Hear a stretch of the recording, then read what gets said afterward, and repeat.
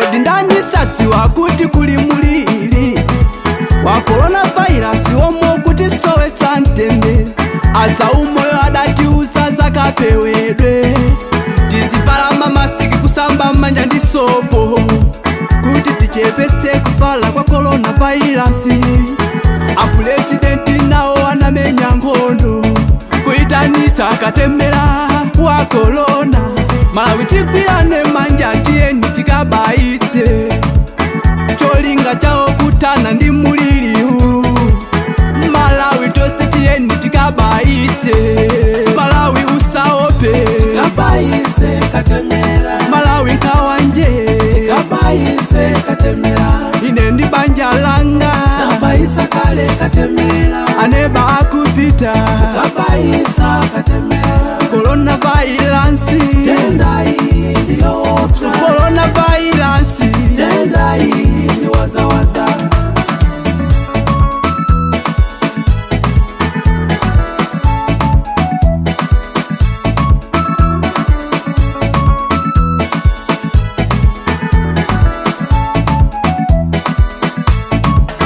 Apuresidenti ali ngati kholo lathu, ngati sitiwamvera tikunyoza kholo.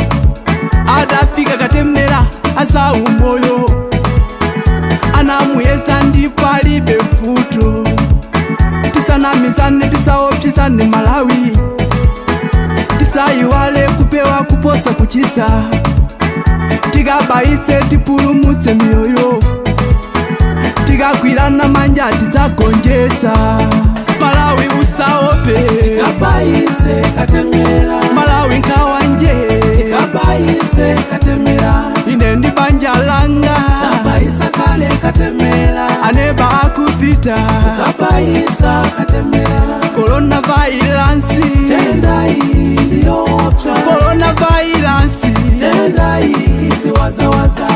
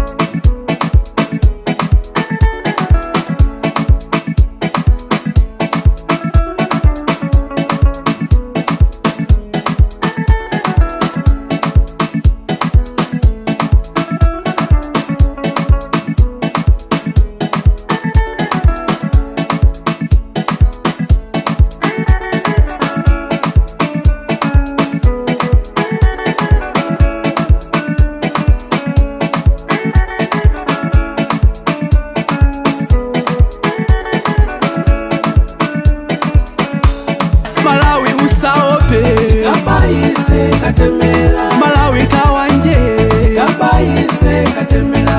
ine ndi banja langa, kabayisa kale katemera. aneba akupita, kabayisa katemera.